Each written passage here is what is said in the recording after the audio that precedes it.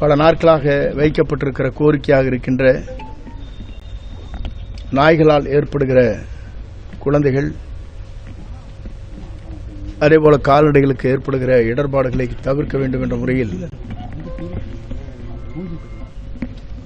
நாய்களுக்கு கருத்தடை செய்வதற்காக, நாய்களை பராமரிப்பதற்காக இங்கே ஒரு மையத்தை உருவாக்க வேண்டும் என்று வேண்டுகோள் வைக்கப்பட்டது. அந்த வேண்டுகோளின் அடிப்படையிலே தான் நகராட்சியிலே தீர்மானங்கள் நிறைவேற்றப்பட்டு இந்த இடத்தை வழங்கினார்கள். குறிப்பாக அதற்கு நிதிகள் நகராட்சியின் மூலமாக வழங்க இயலாத சூழ்நிலை ஏற்படுகிற போது அதற்காக ராம்கோ சிமெண்ட் நிறுவனத்தின் மூலமாக அவருடைய CSR ஃபண்ட் என்று சொல்லப்படுகிற அந்த நிதியிலிருந்து 9,90,000 ரூபாய் இதற்காக நிதிகள் வழங்கப்பட்டிருக்கிறது. இதன் மூலமாக மருத்துவர்களுடைய ஆலோசனை ஏற்று, பொறியாளர் மருத்துவர்கள் ஆலோசனை ஏற்று NGOக்கள் மூலமாகத்தான் அந்த பணிகளை மேற்கொள்ள வேண்டும். ஆகவே அந்த பணிகளை மேற்கொள்வதற்கு நேற்றைய தினம் நகராட்சியின் மூலமாக கடிதங்கள் ஈரோட்டுக்கு அனுப்பப்பட்டிருக்கிறது. விரைந்து 2-3 நாட்களுக்குள் அந்த NGOவை சார்ந்திருக்கிற மருத்துவர்கள் நாய்களை பிடித்து வந்து மீண்டும் அதே இடத்தில் ஒப்படைக்கின்ற நிலை, அதை பராமரிக்கின்ற பணியாளர்கள், அவர்களுக்கு ஓய்வறைகள் இங்கேயே கட்டப்பட்டிருக்கிறது. நாய்களை சரியான முறையிலே அதற்கு அறுவை சிகிச்சை முடிந்ததற்கு பிறகு பாதுகாப்பாக 2 நாட்கள் அதை பராமரிப்பதற்கும் ஏற்பாடுகள் செய்யப்பட்டிருக்கிறது. ஆகவே நம்முடைய நகராட்சியை பொறுத்தவரையிலும் கிராமங்களை பொறுத்தவரையிலும் எங்கெங்கே நாய்கள், தெருநாய்கள் இருக்கிறதோ அதன் மூலமாக குழந்தைகளுக்கு செல்கிற குழந்தைகளுக்கு, பெரியவர்கள், கால்நடைகளுக்கு ஏற்படுகிற இன்னல்களை தடுப்பதற்கு நடவடிக்கை மேற்கொண்டு வருகிறோம். இன்றைய காலை பத்திரிகையில் கூட நீங்கள் பார்த்திருக்கக்கூடும். சென்னிமலை பகுதியில் கால்நடைகள், ஆடுகள், ஏறத்தாழ 32 ஆடுகள் தெருநாய்க்களால் கடிக்கப்பட்டு அதற்காக சாலை மறியலே ஏற்பட்டிருக்கிறது. நேற்றைய தினம் அத்தானிக்கு செல்கிற போது ஒரு வயது முதிர்ந்த தாய், ஏன்னா நான் கார் நின்று என்னை குறுக்காட்டி காரில் வந்து, ஐயா உங்கள் இடத்திலே ஒன்றை சொல்ல வேண்டும் என்று சொன்னால் என்னமான்னு இறங்கி கேட்டேன். அப்போது அவர் சொன்னது, நான் ஆடு வளர்த்தி வருகிறேன், என்னுடைய ஆடு குட்டி போடுகிற நேரத்தில் தெருநாய் ஒன்று கடித்து எனக்கு கிடைக்க வேண்டிய பொருளாதாரம் இன்றைக்கு கிடைக்காத நிலை ஏற்பட்டிருக்கிறது என்று சொன்னார்கள். நான் அவ்விடத்திலே சொன்னேன், பேரூராட்சிக்கு நீங்கள் அந்த கடிதங்களை தாருங்கள், நான் மாவட்ட ஆட்சித்தலைவரோடு பேசுகிறேன் என்று சொல்லியிருக்கிறேன். ஆகவே ஒவ்வொரு இடத்திலும் இந்த போன்ற இடர்பாடுகள், பள்ளிக்கு செல்கிற குழந்தைகள் 4-5 நாட்கள் நாய்கள் இருக்குமே, ஆனால் குழந்தைகள் அதை பார்த்து ஓடினால் துரத்தி அதை கடிப்பதும், கேரளா போன்ற மாநிலங்களில் குழந்தைகளை பள்ளிக்கு அனுப்புகிற போது 10 குழந்தைகள் ஒரு பெற்றோர் கையிலே துப்பாக்கி ஏந்தி அவர்களை அழைத்து சென்று பள்ளிக்கு செல்கிற நிலை பத்திரிகையில் நாம் பார்த்திருக்கிறோம். அதே போலதான் நம்முடைய பண்ணாரி அவர்கள், சட்டமன்ற உறுப்பினர் அவர்கள், பண்ணாரியுடைய திருக்கோயிலில் சுற்றுப்புறங்கள் வனத்துறை இருக்கின்ற காரணத்தின் அடிப்படையில் அங்கே இருக்கிற காட்டுப்பன்றிகள் அங்கேயே வந்து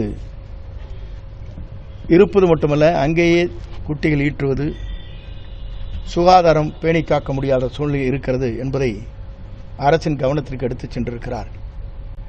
ஆகவே ஒவ்வொரு இடத்திலும் ஒவ்வொன்றை பார்க்கின்ற போது அரசு நாங்கள் கேள்வி கேட்கின்ற போது அதற்கு சொன்ன பதில்கள், 1 கிலோமீட்டர் தொலைவிலே இருந்தால் காட்டுப்பன்றிகள், அதை நீங்கள் காட்டுக்குள்ளே துரத்தி விட வேண்டும்.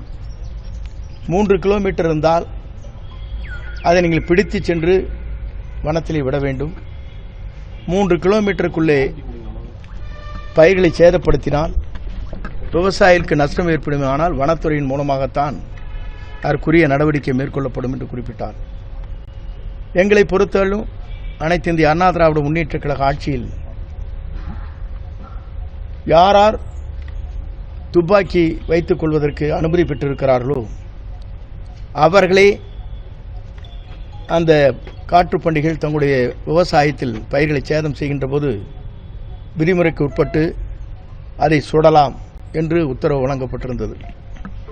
ஆனால் அமைச்சரிடத்திலே கேட்கின்ற போது எல்லோருமே கையிலே துப்பாக்கி ஏந்திவிட்டு பார்க்கிற போது பாதுகாப்பு என்கிற நிலை இருக்கிறது என்று சட்டமன்றத்திலே பேசினார்கள். ஒவ்வொன்றும் நாம் பார்க்கின்ற போது ஒவ்வொரு வகையிலும் விவசாயிகளுக்கு மக்களுக்கு ஏற்படுகிற இன்னலை தடுப்பதற்கு நாம் நடவடிக்கை மேற்கொண்டு வருகிறோம். அதே மயிலை பொறுத்தவரையிலும் விவசாயியுடைய எந்த உற்பத்தியும் செய்ய முடியாத சூழ்நிலையில் இருக்கிறது என்று பல பேர் கோரிக்கை வைத்தார். அதையும் சட்டமன்றத்தில் நாங்கள் குரல் எழுப்புகிற போது மயிலை நாம் பிடிக்க முடியாது, மயிலை பொறுத்தவரையிலும் அது தேசிய பறவையாக அறிவிக்கப்பட்டிருக்கிறது. ஒரு மயில் ஏதாவது விபத்திலே இறந்தாலும் கூட, மின்சாரம் பட்டு இறந்தாலும் கூட வனத்துறையின் மூலமாகத்தான் அது என்ன முறையில் இறந்திருக்கிறது என்பதை எடுத்து காட்ட வேண்டும். மயிலின் உற்பத்தியை குறைப்பதற்கு முட்டைகளை நீங்கள் சேகரிக்க வேண்டும், அதற்காக நிதிகளை ஒதுக்க வேண்டும். அப்படி முட்டைகளை சேகரிக்கிற போது மயில் உற்பத்தி ஆண்டுதோறும் குறையும். அதற்கு பிறகு விவசாயிகள் மகிழ்ச்சி அடைவார் என்று குறிப்பிட்டேன். ஆகவே இன்றைக்கு திறக்கப்பட்டிருக்கிற இந்த நிகழ்ச்சி தெருநாய்கள் ஏற்படுகிற இடர்பாடுகளை தடுப்பதற்கு இது ஏதுவாக இங்கே அமைந்திருக்கிறது. இன்னும் 4 நாட்களுக்குள் உரிய நடவடிக்கை மேற்கொண்டு தெருநாய்களை நம்முடைய நகராட்சியிலே பிடிக்கப்படும். அதேபோல நகராட்சியை பொறுத்தவரையிலும் குடிநீர் சரியாக வரவில்லை என்ற கோரிக்கை வைக்கப்பட்டிருக்கிறது பல இடங்களில். அதை நகராட்சி விரைந்து அந்த பணிகளை அனைத்து பகுதிகளுக்கும் குடிநீர் வழங்குவதற்கு நடவடிக்கை மேற்கொள்ள வேண்டும் என்ற வேண்டுகோளை நான் இங்கே வைக்கிறேன். அதேபோல 4 வழிச்சாலையில் இன்னும் சில இடங்களிலே ஃபேவர் பிளாக் H2H என்று சொல்வார்களே அங்கே உருவாக்கப்படவில்லை. மின்விளக்குகள் அனைத்தும் எரிக்கப்படவில்லை என்று சொன்னார்கள். 15 நாட்களுக்குள்ளே அனைத்தும் நிறைவேற்றப்படும் என்று நெடுஞ்சாலைத்துறையினுடைய பொறியாளர் அவர்கள் இடத்திலே குறிப்பிட்டார்கள்.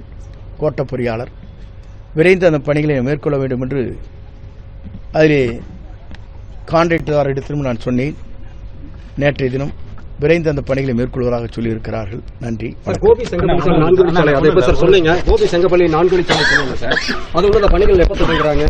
கோபி செட்டிப்பாளையத்திலிருந்து செங்கப்பள்ளி வரையிலும் இருக்கின்ற சாலைகளை 4 வழி சாலைகளாக விரிவுபடுத்துவதற்கு அரசிடத்திலே கடிதங்கள் தரப்பட்டிருக்கிறது. 4 வழி சாலை என்பது மத்திய அரசுடைய அங்கீகாரம் பெற வேண்டியிருக்கிறது. வருகின்ற ஆண்டில் 4 வழி சாலைகளை உருவாக்குவதற்கு மத்திய அரசுடைய அனுமதி பெறப்படும் என்று நெடுஞ்சாலைத்துறை அமைச்சரவர்களிடத்திலே சட்டமன்றத்திலே நான் கடிதம் கொடுத்தவுடன் கேள்வி கேட்டுடத்திலே அதை சொல்லியிருக்கிறார்கள். அதே போலதான் நம்முடைய ஆட்சியில் இருக்கின்ற போதுதான் 19-20 புறவழிச்சாலை ஒன்றை அமைப்பதற்கு நிதிகள் வழங்குவதற்கு 19 கோடி ரூபாய் நிதிகளை வழங்கி அதற்கான ஆணையம் பிறப்பிக்கப்பட்டது. திடீரென்று ஆய்வுப் பணிகள் மேற்கொள்கிற போது வாகனங்கள் எண்ணிக்கை கூடுதலாக இருந்தால் மட்டும்தான் அதை செய்ய முடியும் என்று குறிப்பிட்டார்கள். நான் மீண்டும் அமைச்சரிடத்திலே சொல்லி இந்த பணிகளை வருகின்ற ஆண்டில் எடுக்க வேண்டும், புறவழிச்சாலைகள் விரைந்து உருவாக்கப்பட வேண்டும், காலை நேரங்களிலும் மாலை நேரங்களிலும் மக்கள் அதிகமாக கூடுகிற நேரத்தில் வாகனங்கள் ஏறத்தாழ ஒவ்வொரு செகண்டிலும் 10 நிமிடம் 15 நிமிடம் காலதாமம் ஏற்படுகிறது என்று குறிப்பிட்டேன். ஆகவே பரிசீலிப்பதாக வருகின்ற சட்டமன்ற கூட்டத்தில் அதற்கான நிதிகளை வழங்குவார் என்ற நம்பிக்கை எனக்கு இருக்கிறது. நகர்பகுதியில் அந்த புறம் மேம்பாலம் அமைக்கிற மாதிரி ஏற்பாடு, அதாவது அந்த ஈரோடு ஜிகே சிக்னல் மாதிரி அது மாதிரி ஏதாவது ஒரு மேம்பாலம் அமைக்கிறதுக்கான ஏற்பாடு நம்முடைய பகுதியை பொறுத்தவரையிலும் குறுகிய சாலையாக நம்முடைய கோபி பேருந்து நிலையத்திலிருந்து புரட்சித் தலைவருடைய சிலை வரையிலும் குறுகிய சாலையாக இருக்கிறது. அதிலே பில்லர் போடுவது அதே நேரத்தில் 2 புறங்களும் வாகனம் வருவதற்கு ஏதுவாக இல்லாத சூழ்நிலையின் அடிப்படையில் எப்படி அமைக்கலாம் என்பதை நீங்கள் கூறிய கோரிக்கையை மக்கள் எடுத்துச் சொல்கிற கோரிக்கை அனைத்தும்